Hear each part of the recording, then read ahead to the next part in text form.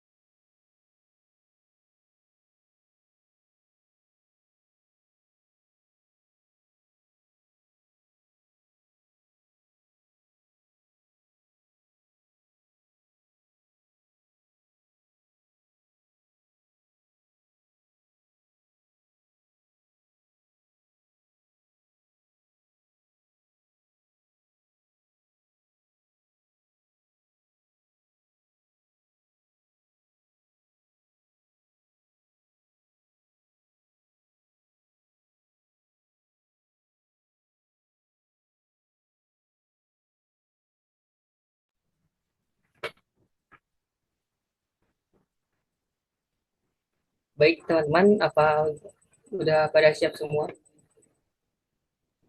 Sudah, sudah.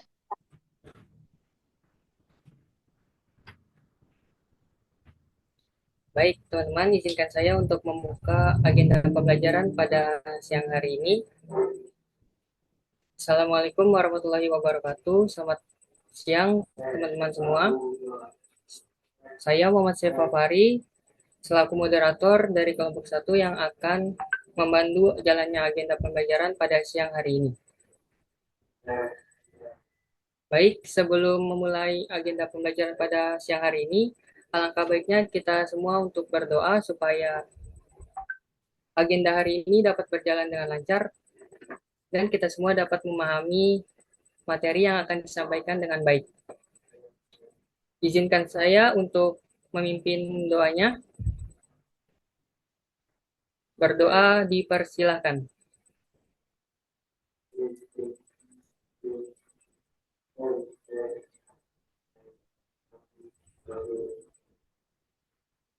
Berdoa dicukupkan.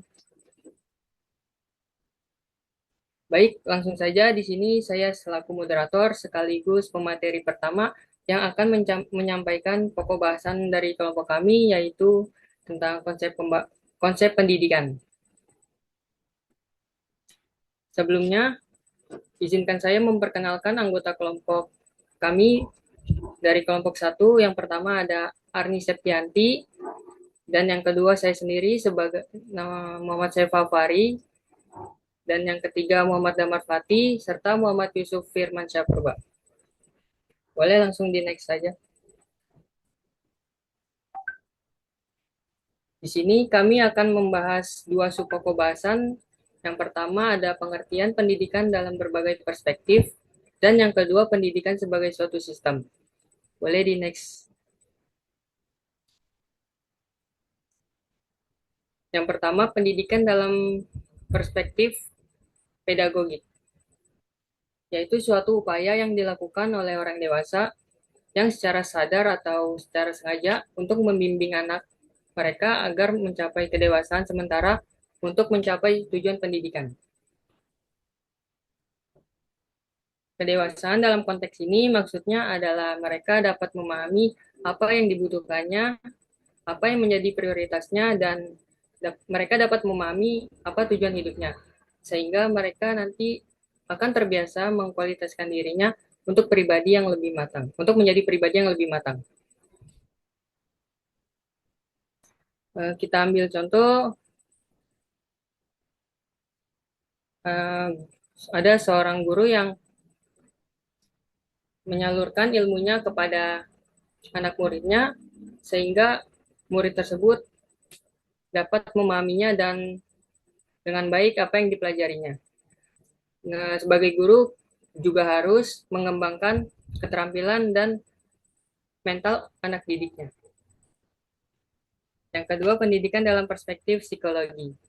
Dalam psikologi, objek kajian pendidikan adalah manusia yang memiliki keunikan dan karakteristik, serta makhluk yang memiliki emosi dan perilaku.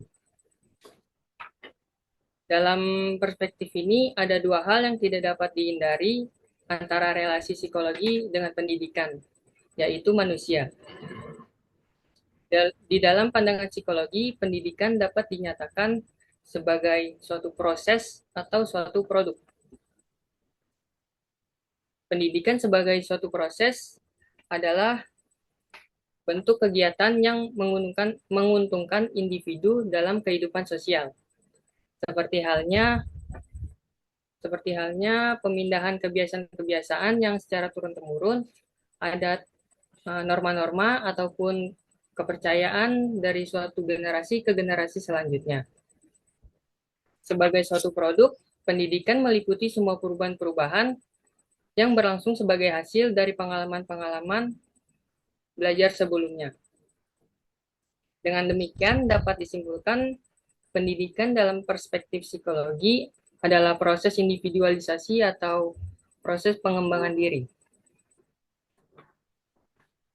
Selanjutnya, pendidikan dalam perspektif sosiologi. Pendidikan dinilai identik dengan sosialisasi, yaitu proses membantu anak muda agar dapat menjadi anggota masyarakat yang diinginkan. Nah, kegiatan sekolah yang sistematis yang terjadi di sekolah dapat dengan sengaja dibentuk oleh masyarakat. Dikarenakan terdapat kurikulum yang memuat mata pelajaran yang berkaitan dengan ilmu sosial atau ilmu kemasyarakatan. Juga dapat melatih keterampilan yang berkaitan dengan masalah kemasyarakatan. Contoh, ilmu ekonomi yang lahir dikarenakan adanya masalah kelangkaan sumber daya. Maka dari itu, di dalam ilmu ekonomi, kita semua diajarkan tentang cara mengelola sumber daya itu dengan baik. Kita sebagai manusia juga adalah makhluk sosial yang tidak bisa hidup tanpa manusia lainnya. Demikian pula juga dengan pendidikan, yang tanpa adanya hal tersebut, pendidikan tidak akan terjadi. Dari situ dapat disimpulkan bahwa masyarakat mempunyai peranan penting dalam proses pendidikan. Sehingga pendidikan dalam perspektif sosiologi bisa diartikan sikap dan perilaku seseorang atau kelompok dalam usaha mendewasakan melalui proses sosial dengan upaya pengajaran dan pelatihan. Demikian materi yang dapat saya jelaskan. Untuk materi selanjutnya, boleh di next saja.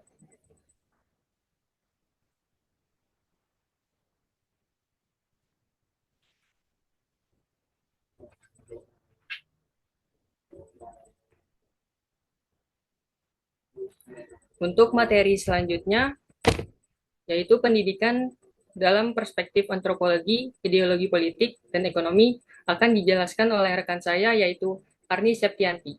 Kepada Arni Septianti, dipersilakan. Terima kasih kepada Seva selaku moderator yang sudah mempersilakan saya untuk menjelaskan materi pada hari ini.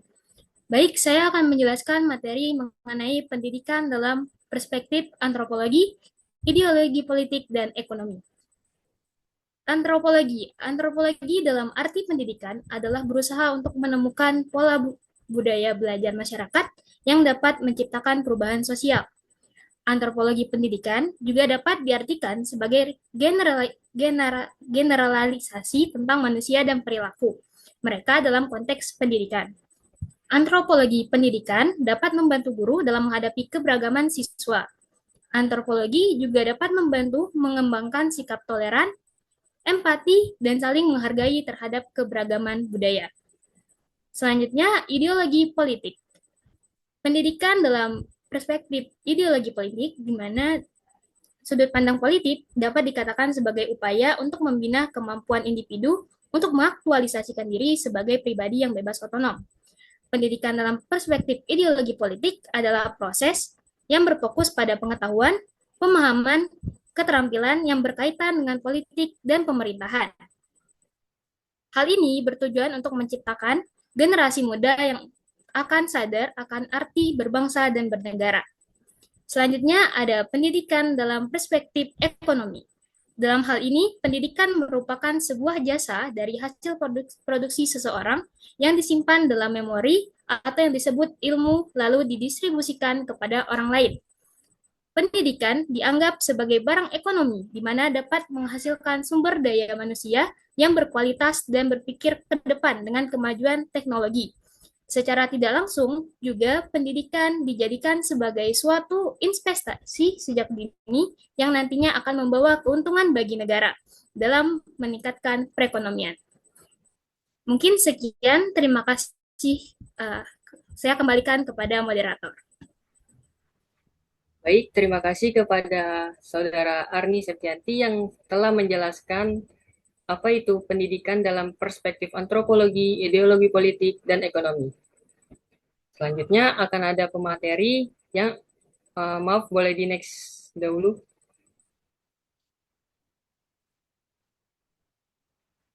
Baik, selanjutnya akan ada pemateri yang akan menjelaskan bagaimana pendidikan sebagai suatu sistem yang baik.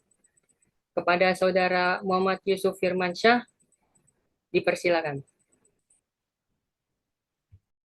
Baik, terima kasih kepada Seva selaku moderator yang telah mempersilakan saya untuk menjelaskan materi pendidikan sebagai suatu sistem. Jadi berikut adalah penjelasannya. Pendidikan sebagai suatu sistem. Sistem itu sendiri berasal dari bahasa Latin, sistema, dan bahasa Yunani, sustema. Adalah suatu kesatuan yang terdiri terdiri dari komponen atau elemen yang dihubungkan bersama untuk memudahkan aliran informasi, materi, atau energi untuk mencapai suatu tujuan. Nah, istilah sistem sering digunakan untuk menggambarkan suatu set yang berinteraksi di mana suatu model matematika itu seringkali dibuat. Sistem merupakan kumpulan dari beberapa elemen yang mempunyai keterkaitan satu dengan yang lainnya untuk mencapai tujuan tertentu. Nah, untuk pengertian sistem pendidikan merupakan suatu strategi atau cara yang akan dipakai untuk melakukan proses belajar mengajar untuk mencapai tujuan. Sistem pendidikan juga merupakan perangkat sarana yang terdiri dari bagian-bagian yang saling berkaitan satu sama lain. Nah, sistem pendidikan ini terdiri dari beberapa hal. Izin moderator untuk next slide.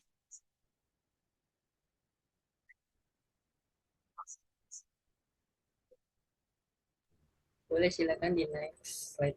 Baik, moderator.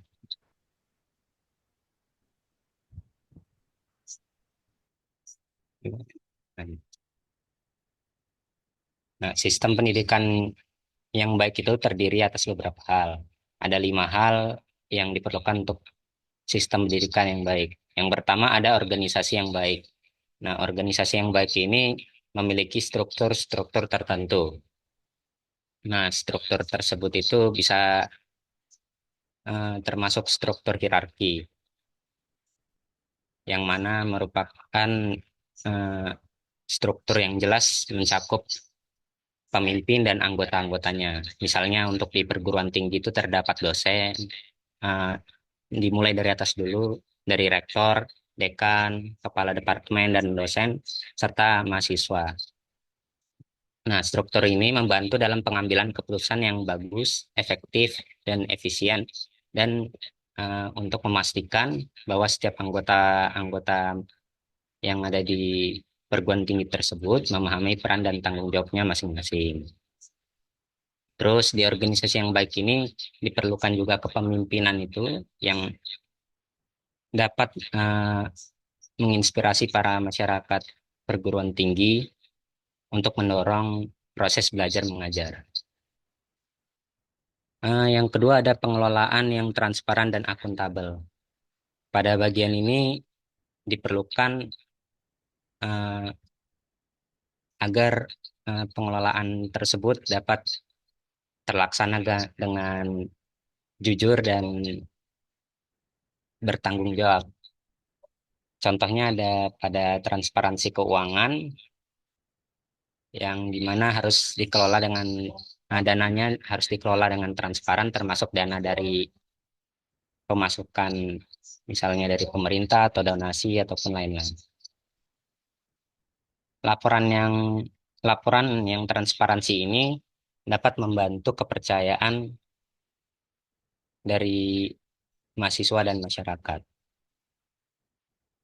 Adapun akuntabilitas akademik diperlukan untuk setiap program studi agar terjalinnya dan terbentuknya mekanisme-mekanisme yang jelas untuk memastikan bahwa metode pengajaran memenuhi standar akademik yang sesuai.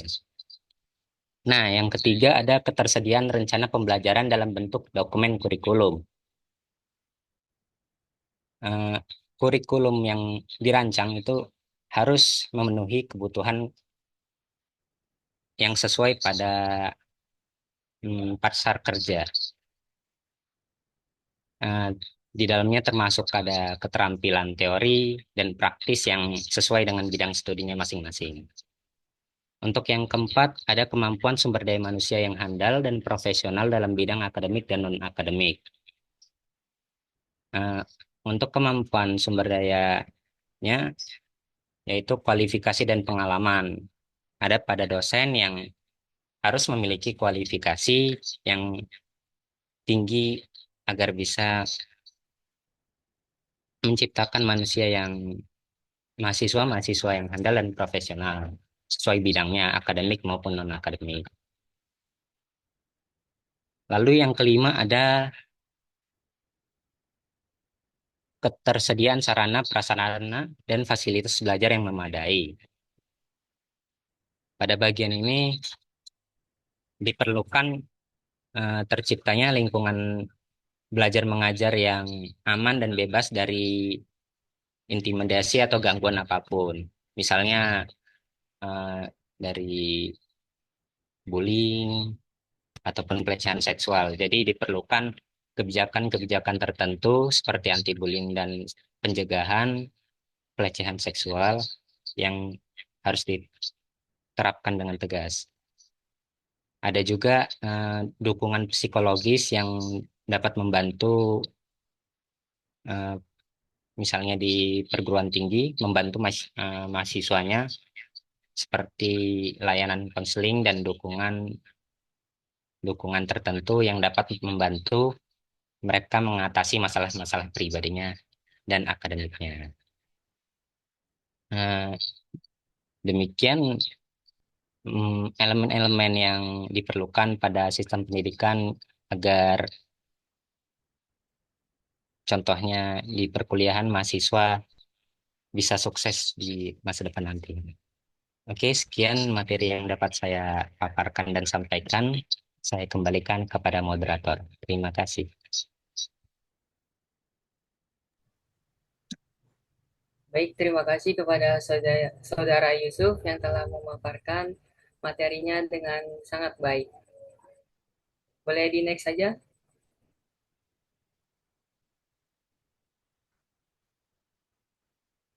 Nah, selanjutnya akan ada pemateri yang terakhir yang akan membahas tentang pendidikan dalam suatu sistem dapat ditinjau dari dua hal, yaitu secara mikro dan secara makro.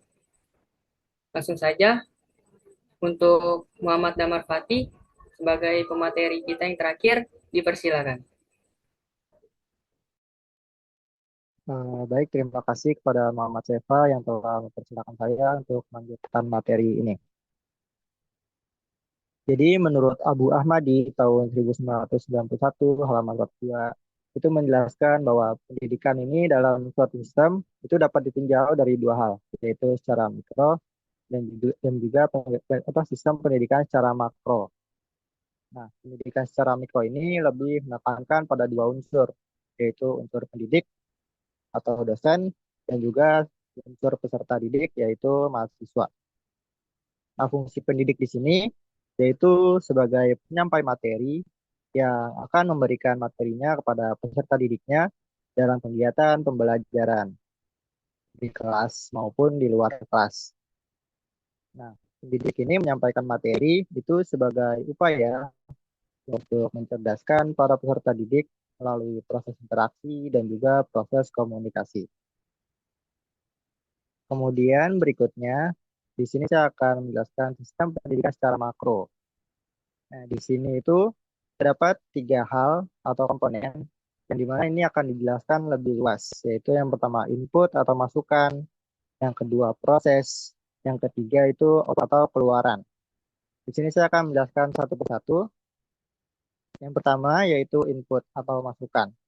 Itu berupa nilai-nilai dan pengetahuan berdalam dan juga terdapat masukan instrumental yang berupa kurikulum, silabus, atau semacamnya.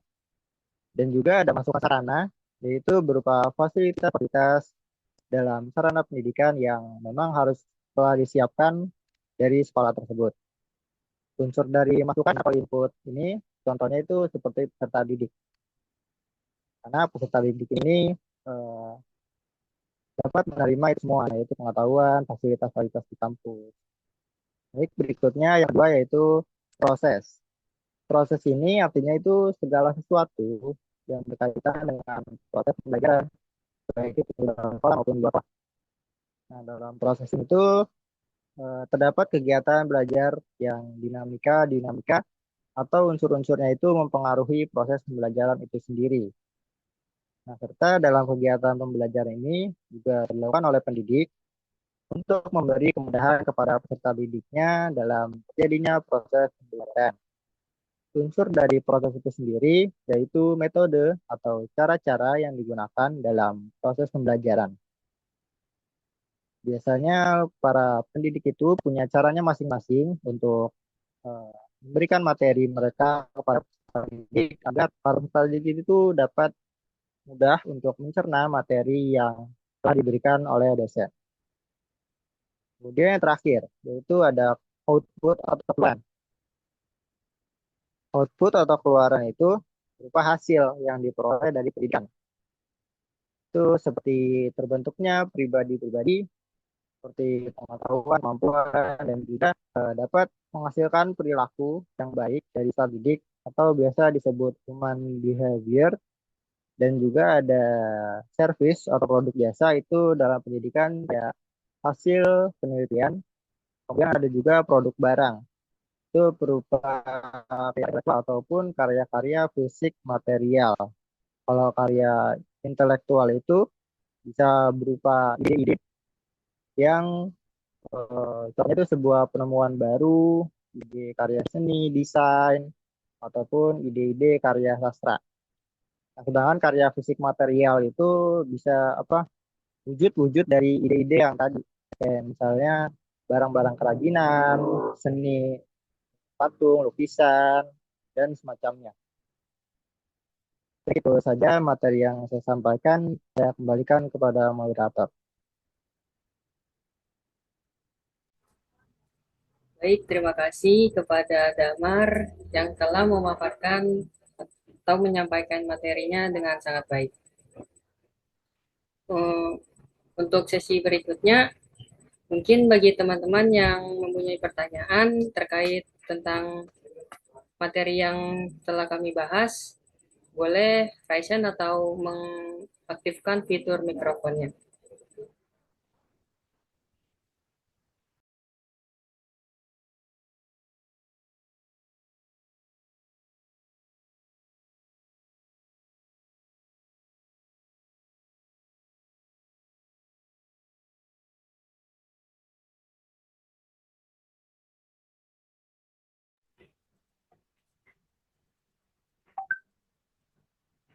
Apa sudah cukup jelas, teman-teman semua? Baik. Sini di layar saya ada Muhammad Nur Hidayat yang telah raise hand dan oke, untuk pertanyaan pertama untuk Muhammad Nur Hidayat dipersilakan. Baik, terima kasih kepada Seva sebagai moderator. Eh, Halo semuanya, saya Muhammad Hidayat, izin bertanya. Tadi dijelaskan oleh salah satu pemateri kalian, yaitu adalah ada 5 komponen. Ada 5 komponen untuk menjadi pendidikan itu baik. Sistem pendidikan itu baik, itu adalah organisasi, pengelolaan, rencana pembelajaran, sumber daya manusia, dan juga yang terakhir itu adalah sarpras. Pertanyaan saya, apakah dari kelima poin itu di Indonesia sudah diimplementasikan? Apabila belum, kenapa? Kok bisa belum? Dan bagaimana solusi apabila eh, kelima sistem pendidikan yang menurut kalian adalah yang baik, beberapa hal itu bisa terwujud. Aman, moderator, atas pertanyaannya. Baik, mungkin bisa diulang sekali lagi, mohon maaf. Baik, inti pertanyaannya adalah eh, apakah sistem pendidikan yang baik menurut di slide ini yang yang terkandung ada 5 poin itu sudah terlaksana di negara kita di Indonesia, dan apakah apabila belum, kenapa bisa apa faktor yang mempengaruhi eh, apa faktor yang mempengaruhinya dan bagaimana solusinya itu. Baik, terima kasih atas pertanyaannya untuk Muhammad Nur Hidayat. Akan kami diskusikan terlebih dahulu. Selanjutnya ada Maulidia Dwi Setiawati. Boleh langsung saja diajukan pertanyaannya. Silakan.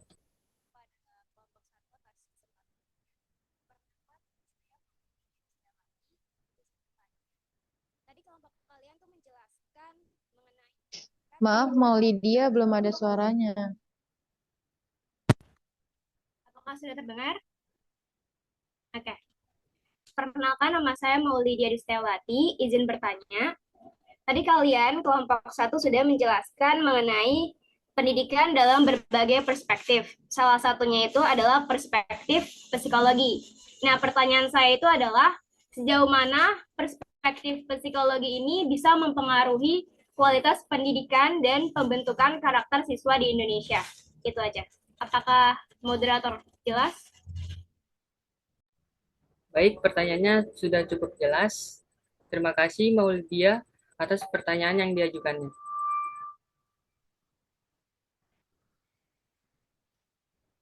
Apa teman-teman semua ada yang ingin mengajukan pertanyaan lagi sebelum kami tutup untuk sesi tanya jawab pada hari ini? Boleh silakan di raise hand atau mengaktifkan fitur mikrofonnya.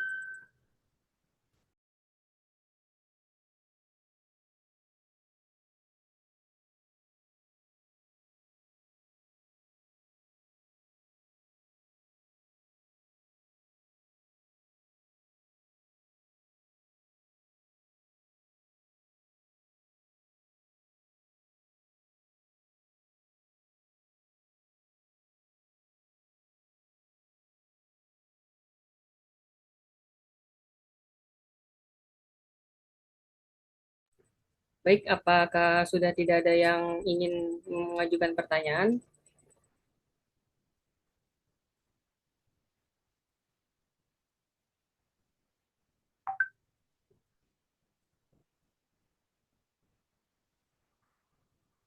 Baik, kalau tidak ada yang ingin mengajukan pertanyaan lagi, akan kami tutup untuk sesi tanya jawab pada materi kali ini. Dan untuk kelompok satu, mohon didiskusikan terlebih dahulu atau kalau mau langsung jawab dipersilakan.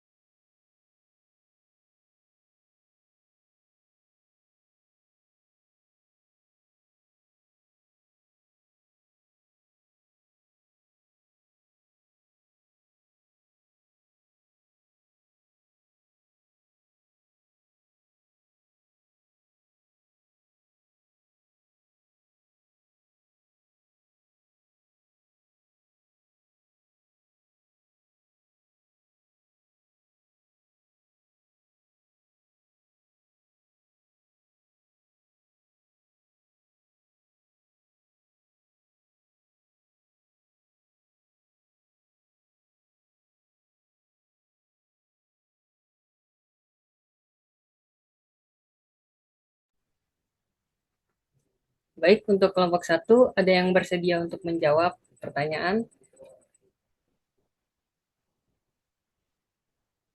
Boleh dipersilakan.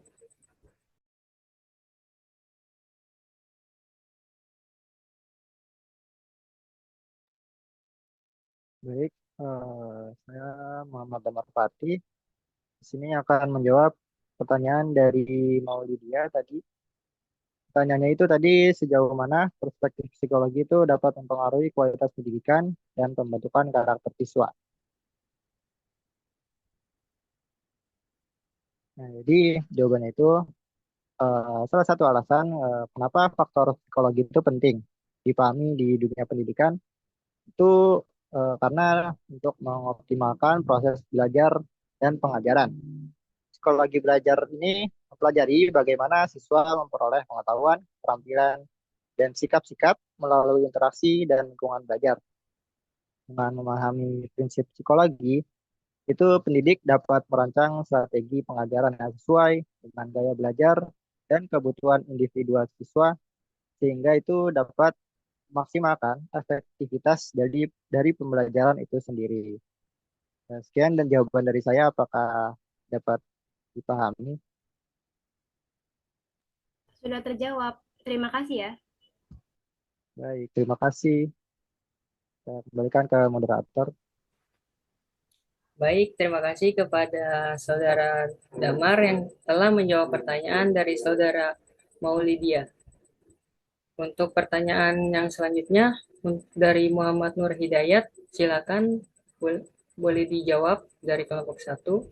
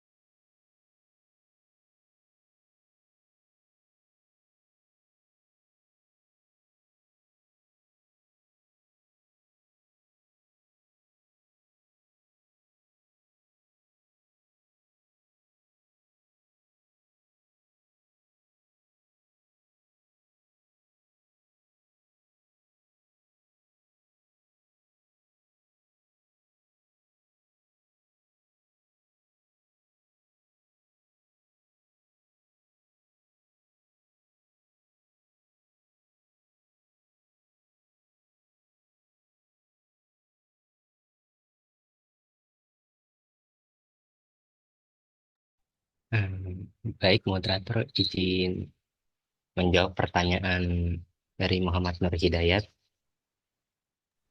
Baik, silakan. Baik, untuk pertanyaan Muhammad Nur Hidayat adalah apakah kelima hal apakah kelima hal yang dapat membuat sistem pendidikan yang baik itu sudah diimplementasikan di Indonesia atau belum? Jika belum, apa saja faktor yang mempengaruhinya dan bagaimana cara mengatasinya? Oke, baik. Untuk yang pertama, kelima hal tersebut masih belum diimplementasikan dengan baik.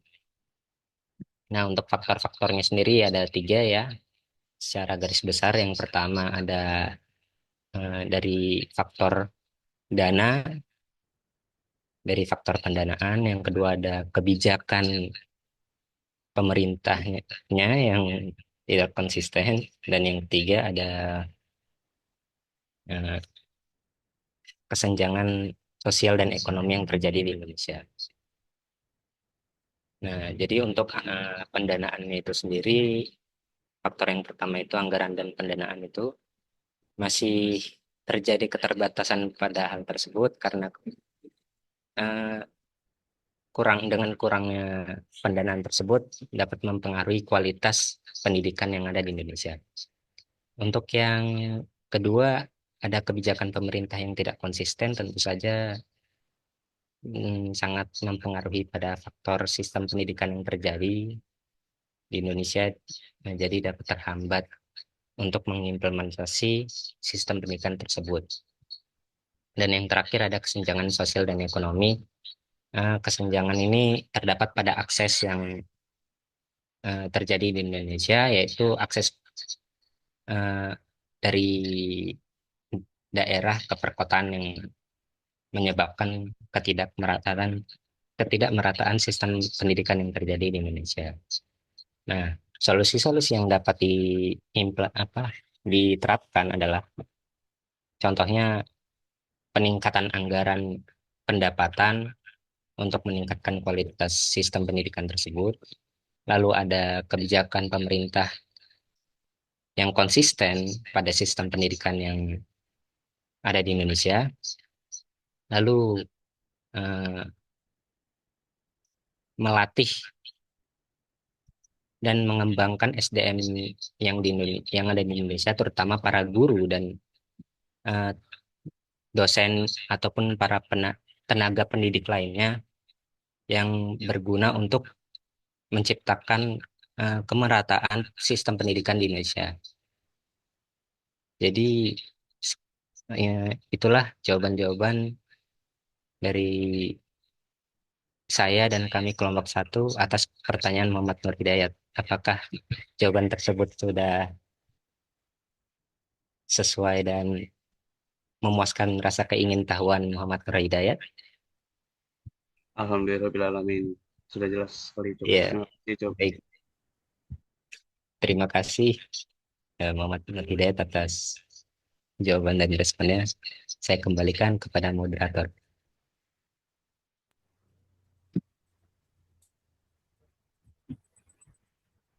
Baik, terima kasih kepada teman-teman semua yang telah mengajukan dan memberikan pertanyaan atas materi yang baru saja kami sampaikan. Semoga kita semua dapat memahami dengan baik materi pembelajaran ini pada siang hari ini. Berikut adalah sumber yang kami gunakan atau untuk menyampaikan materi pada agenda pembelajaran hari ini. Boleh di next saja.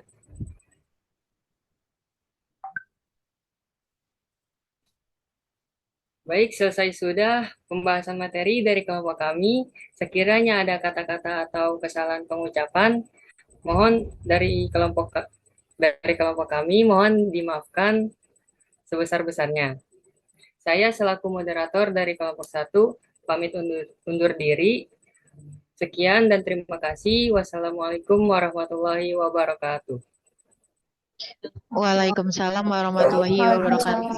Waalaikumsalam. Salam.